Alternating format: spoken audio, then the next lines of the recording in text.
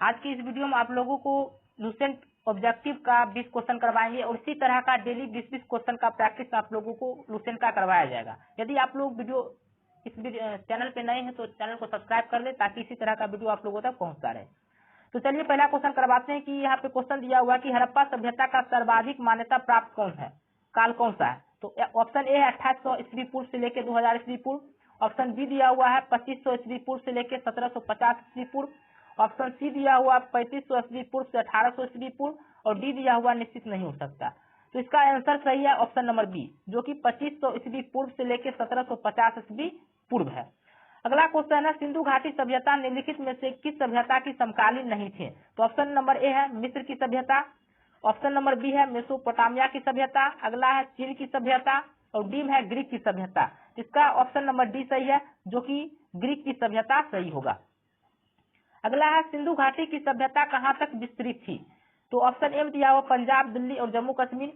Option B में दिया हुआ राजस्थान, बिहार, बंगाल और उड़ीसा। सी में दिया हुआ पंजाब, राजस्थान, गुजरात, उड़ीसा और बंगाल।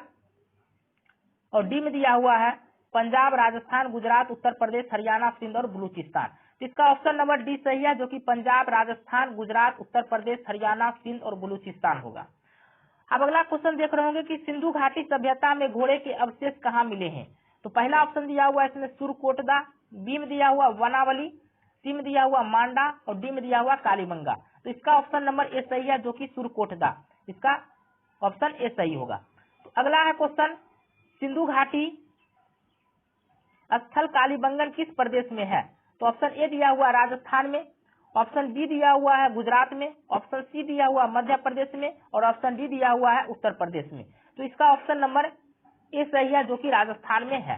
अगला क्वेश्चन दिया हुआ 6 नंबर, निम्नलिखित में से किस पदार्थ का उपयोग हड़प्पा काल की मुहरों के निर्माण में मुख्य रूप से किया गया था। तो ऑप्शन ए है सेलखरी, ऑप्शन बी है कांसा, ऑप्शन सी है तांबा, ऑप्शन डी है लोहा, जो कि ऑप्शन नंबर इसका ए सही आंसर होगा, जो कि सेलखरी है। ठीक है। अब अगला है क्वेश्चन नंबर 7, जो कि क्वेश्चन है हड़प्पा सभ्यता किस युग की थी। तो ऑप्शन नंबर ए है कांस्य युग। ऑप्शन नंबर बी है नवपाषाण युग। ऑप्शन नंबर सी है पुरापाषाण युग। ऑप्शन नंबर डी है लौह युग। तो इसका ऑप्शन नंबर ए सही है, जो कि हड़प्पा सभ्यता कांस्य युग में थे। अगला क्वेश्चन है सिंधु घाटी सभ्यता के लोगों का मुख्य व्यवसाय क्या था। ऑप्शन नंबर ए दिया हुआ है व्यापार, बी में दिया हुआ पशुपालन, सी में दिया हुआ शिकार और डी है कृषि। इसका भी ऑप्शन नंबर ए सही है, जो कि व्यापार होगा। क्वेश्चन नंबर 9 है हड़प्पा सभ्यता के निवासी कौन थे। ऑप्शन नंबर ए दिया हुआ है ग्रामीण, बी दिया हुआ है शहरी, सी दिया हुआ यायावर और डी दिया हुआ जनजातीय। तो इसका ऑप्शन नंबर बी सही है, जो कि क्या हो जाएगा शहरी। उसी तरह अगला क्वेश्चन है 3 नंबर, सिंधु सभ्यता के घर किससे बनाए जाते थे। तो ऑप्शन नंबर ए है ईंट से, बी में है बांस से, सी में है पत्थर से और डी में है लकड़ी से। तो इसका जो ऑप्शन नंबर ए है वो सही है, वो बनाए जाते थे ईंट से। फिर उसी तरह अगला क्वेश्चन है हड़प्पा किस वस्तु के उत्पादन में सर्वप्रथम था। हड़प्पा वासी जो था किस वस्तु के उत्पादन में सर्वप्रथम थे। तो ऑप्शन नंबर ए है मुद्राएं, बी में है कांसे के औजार, सी है कपास और डी है जौ। तो इसका ऑप्शन नंबर सी सही है, जो कि कपास होगा। फिर उसी तरह अगला क्वेश्चन है निम्नलिखित विद्वानों में से हड़प्पा सभ्यता का सर्वप्रथम खोजकर्ता कौन था। तो ऑप्शन नंबर ए दिया हुआ sir John Marshall. Option B दिया हुआ आर.डी. बनर्जी, सी दिया हुआ ए कनिबंघम और डी दिया हुआ दयाराम सहनी, जो कि इसका ऑप्शन नंबर डी सही है, दयाराम सहनी। अगला क्वेश्चन है सिंधु सभ्यता का पत्तन नगर जो कि बंदरगाह है वो कौन सा था।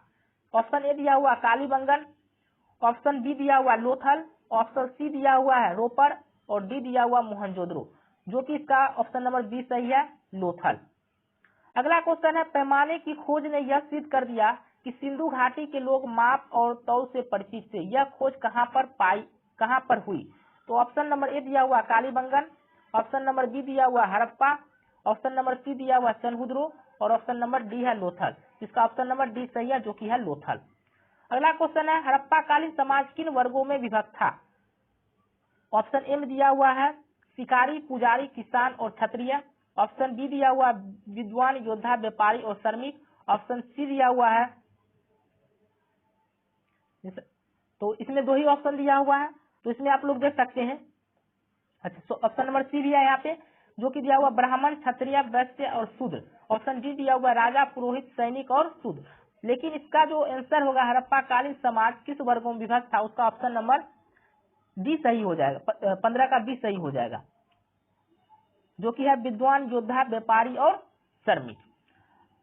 अगला क्वेश्चन है, सिंधु सभ्यता का सर्वाधिक उपयुक्त नाम क्या है।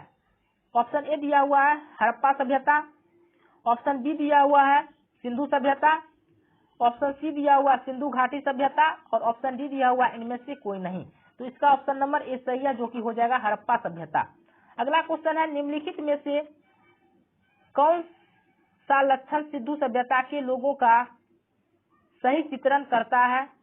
तो ऑप्शन ए दिया हुआ है उनके विशाल महल और मंदिर होते थे, ऑप्शन बी दिया हुआ है वे देवियों और देवताओं दोनों की पूजा करते थे, और तीसरा दिया हुआ वे युद्ध में घोड़ों द्वारा खींचे जाने वाले रथों का प्रयोग करते थे।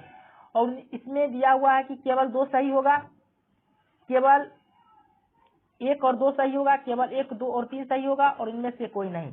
तो इसका जो ऑप्शन नंबर ए है वो सही है, केवल 2 सही है, जो कि वे देवियों और देवताओं दोनों को ही पूजा करते थे। अब अगला क्वेश्चन है, हड़प्पा सभ्यता की खोज किस वर्ष में हुई थी। तो ऑप्शन नंबर ए दिया हुआ है 1935 ईस्वी में, ऑप्शन नंबर बी दिया हुआ है 1942 ईस्वी में, ऑप्शन नंबर सी दिया हुआ 1901 ईस्वी में और ऑप्शन नंबर डी दिया हुआ है 1921 ईस्वी में।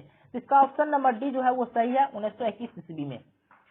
अगला क्वेश्चन है 19 नंबर। इस क्वेश्चन में बोल रहा है कि हड़प्पा सभ्यता के बारे में कौन सी उक्ति सही है।